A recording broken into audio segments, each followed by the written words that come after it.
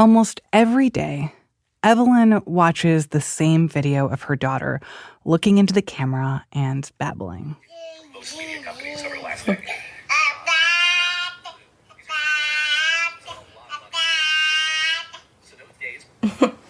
That was one of my favorite videos because she's using her voice. Last fall, my colleague Amber Ferguson met up with Evelyn while she packed for a trip. By the way, we're only using Evelyn's first name to protect her privacy. Evelyn was finally going to see her baby in person for the first time in almost a year. And I'm really excited. I don't know if I'm nervous, but excited definitely. And I know I'm going to cry because it's been so long. And I just hope that she embraces me. And she's a baby, so I feel like babies sometimes remember things, but sometimes they don't. So we will see how that goes. I'm excited. You see, Evelyn placed her baby for adoption. And now she was on her way to see the adoptive mother and her family, and most importantly, her daughter, Olivia. Time has gone by so fast, so seeing the pictures and videos of her growing up over the months, it's exciting to look at, but now I get to see her in person and hold her and touch her and hug her, so that really means a lot to me. Despite all the joy and excitement, this moment almost didn't happen. This adoption almost didn't happen. Baby Olivia almost didn't happen because Evelyn tried desperately to get an abortion. From the newsroom of The Washington Post, this is Post Reports. I'm Martine Powers. It's Thursday, April 25th.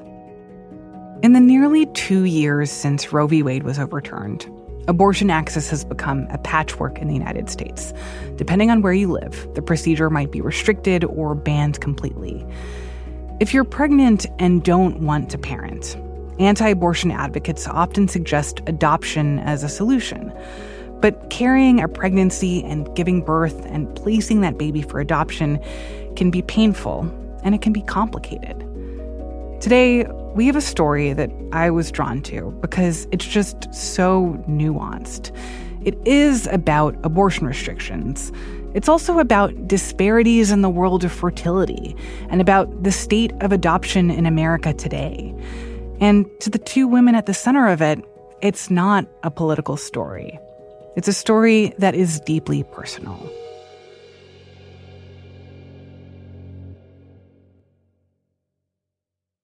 As I said, this story was reported by my colleague Amber Ferguson. You'll hear her voice first.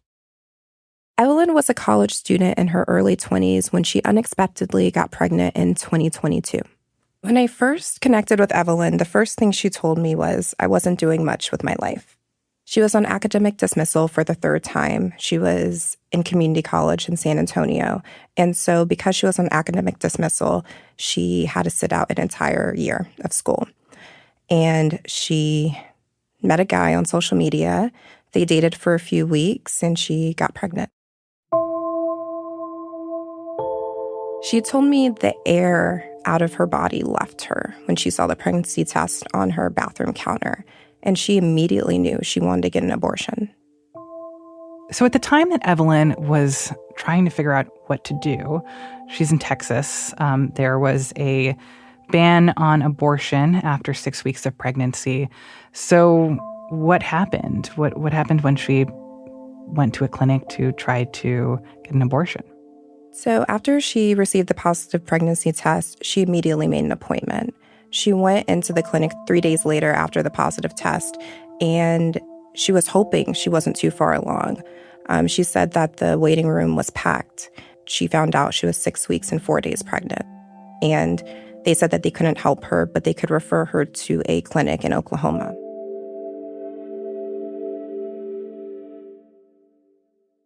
So she went to Oklahoma next? Yes. So Evelyn is adopted herself. And she was terrified to tell her adoptive parents who she lived with.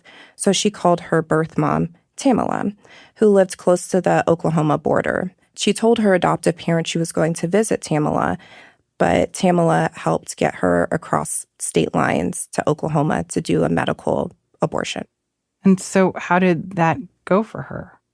So Evelyn was prescribed medication to start an abortion, and she took it.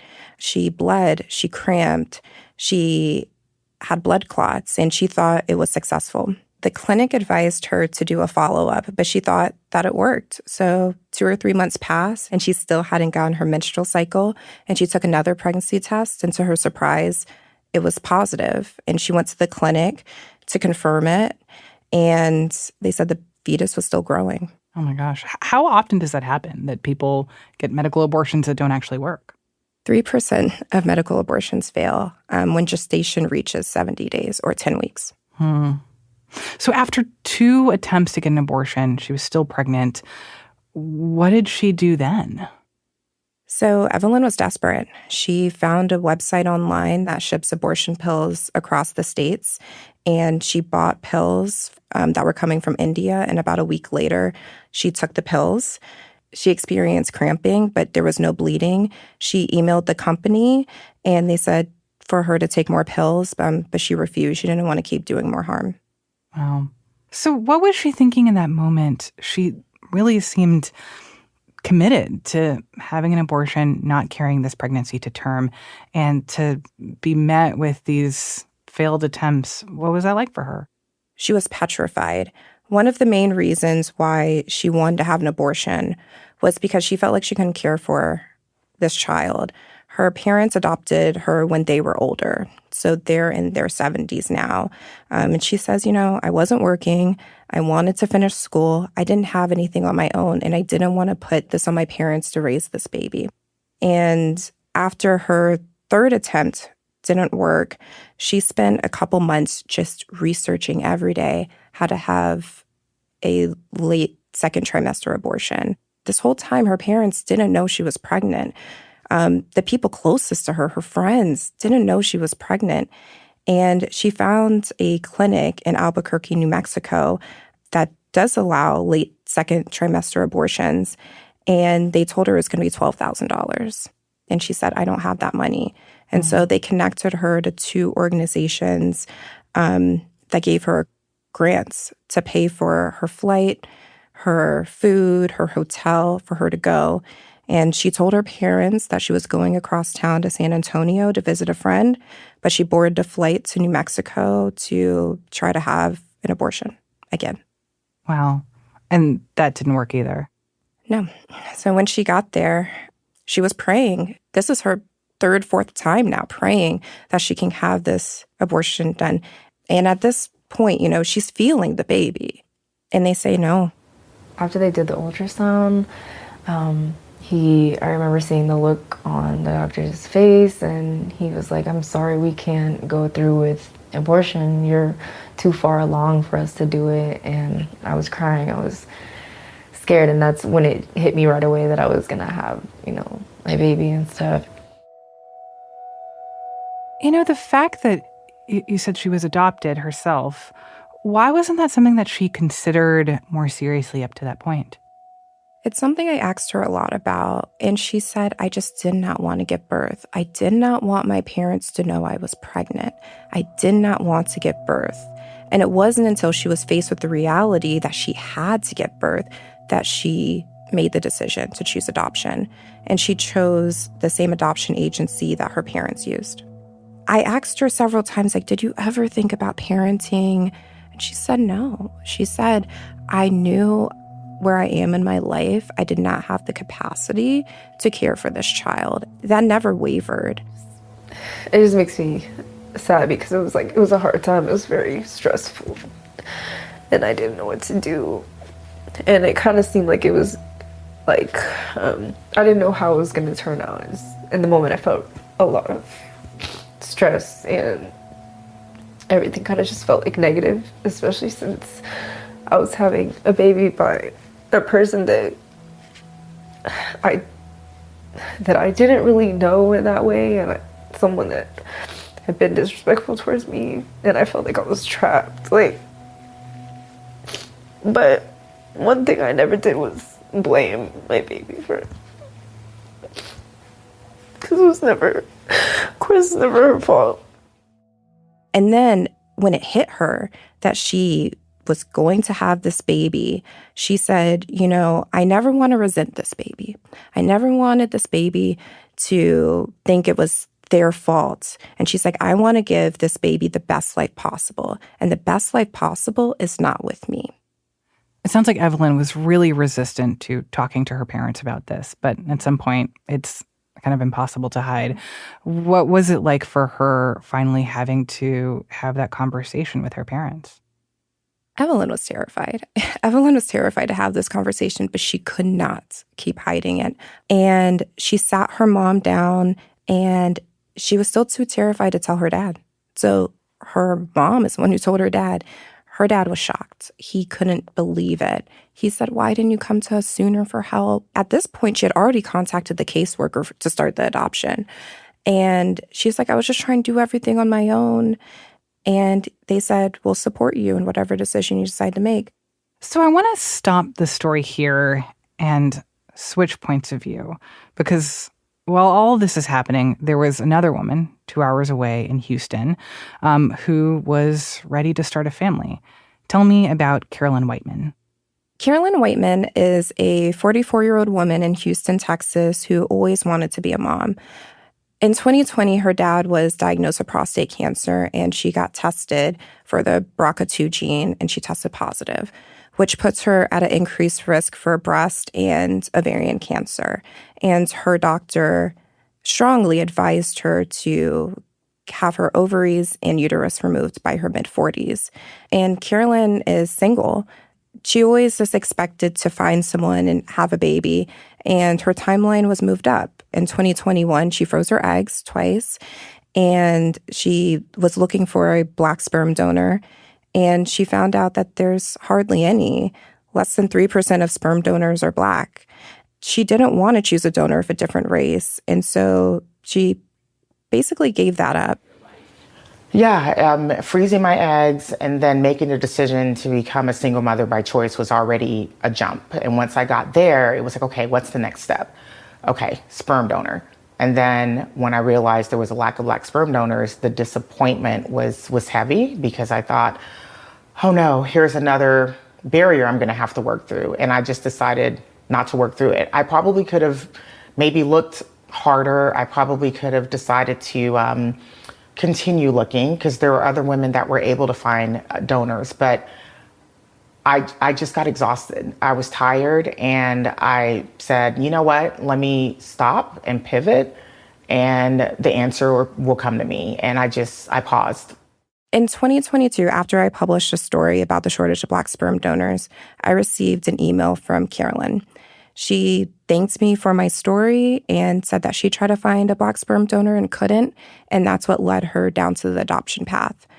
When she emailed me in October 2022, she said that adoption was a struggle and that she was going through the process and that there were barriers. I called 2 adoption agencies here in Houston, and it was a phone conversation. And I just called to say, hello, my name is Carolyn. I'm interested in learning more about adoption. And they asked me, are you married? And I thought that was an interesting question, amongst other questions. But it was, are you married? And I said no. And they're like, sorry, we don't take anyone but married couples. And then there was another agency that mentioned I would have to be married, and I'd have to sign a pledge to raise the child in a Christian home, which I had no problem doing, but it was just interesting that it was tied to being married. So I knew those agencies weren't for me. And I'll admit I was surprised, because I never heard of that being a requirement, that marriage was a requirement to adopt.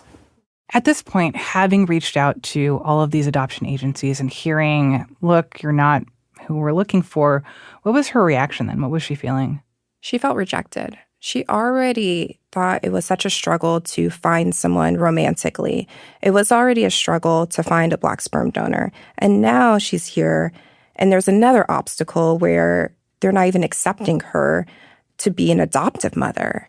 And Carolyn she was baffled and she was upset. She's like, I did everything right. I went to college. I'm a homeowner. I have such a supportive group of family and friends, and I'm healthy, and I have the money to do this that I saved up. And it's like, no one wants me. So then what happened? What changed? So then she contacts Gladney Adoption Agency, and it's a months-long process, home studies, interviews, background checks, and it costs $50,000.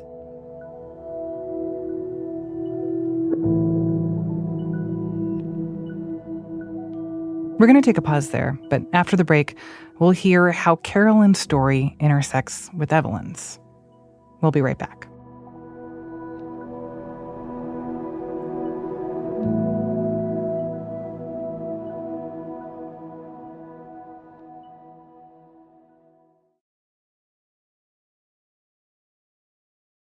So tell me about the experience that Evelyn had giving birth to her baby daughter.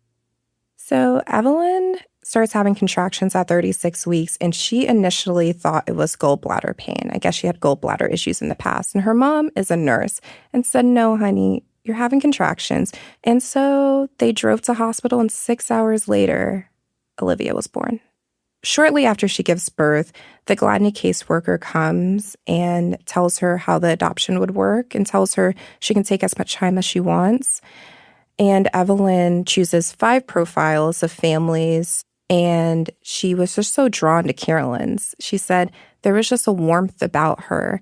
I loved all the pictures she had of her family and her friends and how she spoils her goddaughters. She later told me, I really wanted a Black woman to raise this child. So later, there was a Zoom that was set up. They met over Zoom, and they just talked. They talked about family time and spirituality. And Carolyn, she was on the board of Girls, Inc., which is like a nonprofit to teach girls leadership. And Evelyn was part of Girls, Inc. when she was younger. And so they connected on that. Later that day, there was a second Zoom, and her parents met Carolyn. And then literally 8 hours later, Carolyn gets a phone call that Evelyn chooses her, and she's about to become a mom. Oh my gosh, what was Carolyn's reaction in that moment? She was just so happy. She was just like, finally. So she has to get a stroller. She has to make a registry. She got a nanny. She just has to buy all of these things that most adoptive parents would have a few months to gather. She does not have that time. The baby's already born. And then you have Evelyn, who she never took Olivia home after she gave birth. She thought it would be too difficult. So she just stayed at the hospital the whole time? Evelyn went back to San Antonio. She went home, and the baby stayed in a placement home. Okay. And so she is shopping with her mom, and they get Olivia this light pink dress for adoption day. And they go to the fabric store, and she knits the baby a blanket. And then the day before the adoption, Evelyn and Carolyn finally meet in person. And at that point, Evelyn had already signed the relinquishment rights. Did Evelyn ever have a moment of doubt about her decision after Olivia was born? No. After she gave birth, she was silent. And she just looked down. She just automatically loved Olivia. And she told me, "I know I really tried everything not to have her, but I do love her." And so her feelings immediately changed after she gave birth. And she loved this baby. And it was incredibly difficult for her to choose adoption. But she said, "I know this was what was best for me and what is best for her." And she said, "I know Carolyn could give her everything. I know I couldn't." What was adoption day like? So on the day of placement, which is adoption day, they handed the baby to her, and she just sat with her and rocked her, and she was just crying. And she says, "I love you. I love you. I love you. You're going to have such a great life with Carolyn." She kissed her on the forehead, and she told them, "I'm ready." And she hands Olivia over to Carolyn, and they hug. Some gifts are exchanged, and they're kind of just getting to know each other. And they sat and they held hands for 2 hours. And eventually the room clears, and it's just Evelyn, Carolyn, and Olivia. And Evelyn turns to her and just kind of shares a little bit about her story and opens up. And she talks about how she got pregnant and what her plans are and what she wants to do. And she said, "I tried to have an abortion a couple times, and I really hope you won't judge me." And Carolyn says, "I would never judge you for that. A lot of decisions led us here, and I am so grateful. Wow.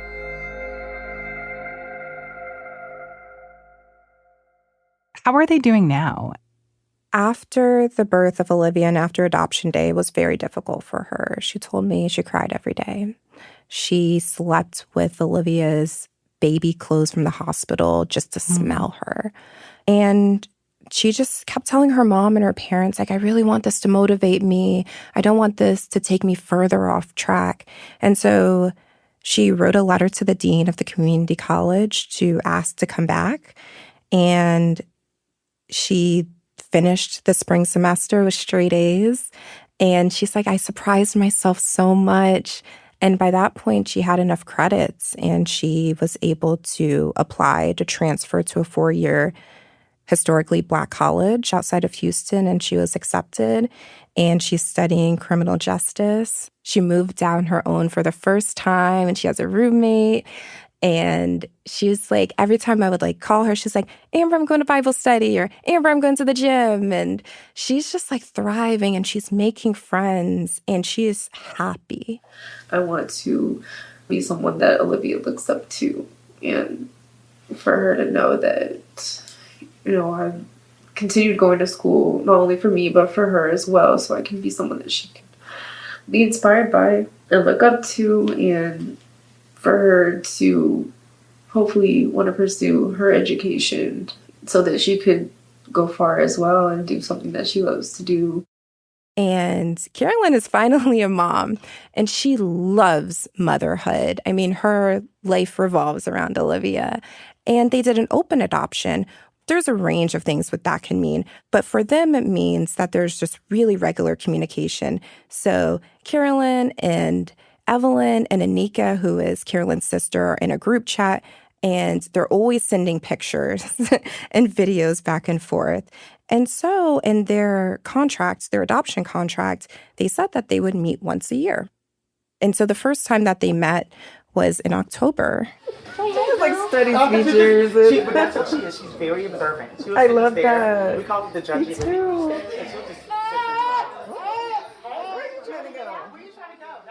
And I got to witness for the first time Evelyn seeing Olivia in almost a year. And it was extremely emotional. And what was really beautiful about it was that Evelyn's parents were there, and they're just so proud of her. I was talking to her dad a lot, and he just said, I never thought I'd become a grandpa like this. But he said, I'm so proud of Evelyn, and she could not have made a better decision. I wondered a lot why Evelyn shared her story with me. Evelyn never had to tell anyone that she tried to get an abortion.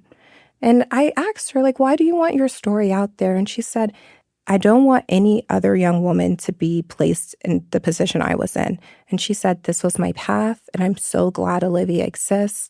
I'm so glad I was able to have her and give birth. But what I did was dangerous. And she doesn't want other women to go through what she went through. Interesting. Because, and I know this story isn't about politics, right? These are just the experiences of two women and them coming together in this really remarkable way. But I can't help but hear it and say, this is the argument that is given by anti-abortion advocates of what the possibilities are beyond abortion, that there are so many people looking for children, that the adoption process can bring so much happiness to people, and that could be an answer. So I spoke to 10 adoption agencies in states where adoption is banned or restricted, and 8 of them said we asked the birth moms, about how they got pregnant. And the majority of them say I either tried to get an abortion or I wanted an abortion and I couldn't. I mean, what happens when a woman can neither get an abortion because of state laws and they can't parent? What happens? Either they parent and they really struggle, or they choose adoption. And to basically be forced to give birth and then place that baby up for adoption is extremely, extremely difficult. Evelyn never thought she would give birth and place a baby up for adoption. But yet, this is the situation she found herself in because she lived in Texas. So what you're saying is that even though Evelyn has come out of this experience with so much gratitude for the baby that she gave birth to and being able to place that baby in the arms of a loving woman, Carolyn, that even with all of that, that she still thinks that her story is not like the dream story that anti-abortion activists are talking about. Not at all. When we were fact-checking this story, the clinic she went to in San Antonio has since closed. I needed to get the name, and she was Googling it, and she's like, oh my God, it's closed. I can't believe this. They help so many women. And then the clinic she went to for Oklahoma to get the medical abortion, it relocated to Chicago. Her stance on the fact that women should have the right to abortion is even stronger than it was before. She knows that it puts women in such a difficult position. I'm curious where Carolyn stands in all of this. Did you talk to her about how she feels about abortion access and whether this changed her opinion? Carolyn says abortion is healthcare. She never judged Evelyn. She doesn't judge her. She says, I'm so sorry you went through this. You put yourself in a very dangerous position. And she's very upset by that. She said, you know, she is so grateful for Olivia, that Olivia is healthy and that the abortion medications didn't do anything to affect her health. But she is very sad for Evelyn that she had to go through that. So to you, what is the story about? Is this a story about abortion laws and about women's health care? Is it a story about like how these narratives can be politicized in the fight over abortion rights? Or is it about adoption and how we define family? This is a complicated story. Yes, it's about adoption. This is the struggles that Black women face to become mothers. I mean, if Carolyn had access to a Black donor, she wouldn't have chosen adoption. But when it comes to the abortion question, it's just really about the lengths that some women will go to obtain an abortion and how it still might not work. And I mean, many things happened for Evelyn's abortion not to be successful. She was 6 weeks and 4 days and not under 6 weeks. She got medication that was ineffective twice. And she was also too far along to obtain one safely. It just shows that even though a woman can try so hard to make a choice for her body, there are things, systems, laws, people in place to prevent that. And so they have to take alternative measures.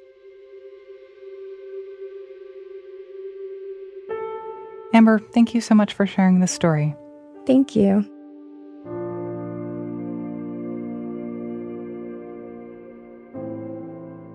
Amber Ferguson is a senior video editor for The Post. If you want to learn more about Evelyn and Carolyn and Olivia and see photos and videos of them and their reunion, we will include links to Amber's story in our show notes.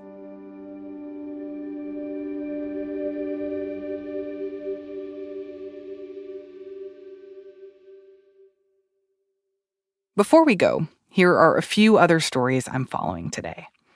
The Supreme Court heard oral arguments this morning on an unprecedented question of presidential immunity.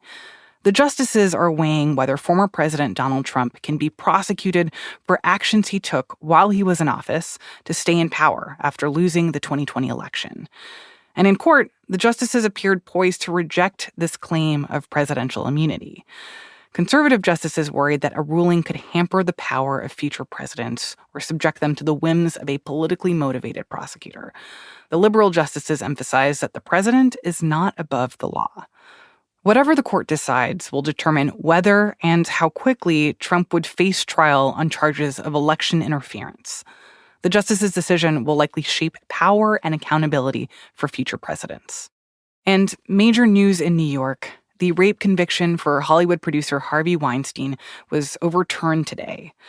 To be clear, Weinstein is not being released from prison. His 2022 rape conviction in California still stands. But the New York Court of Appeals ruled that the judge in Weinstein's original trial in 2020 improperly allowed testimony about allegations that were not part of the case. The court has ordered a retrial. And that's it for Post Reports. Thanks for listening. Today's episode was produced by Charla Freeland. It was mixed by Sean Carter and edited by Maggie Penman. I'm Martine Powers. We'll be back tomorrow with more stories from the Washington Post.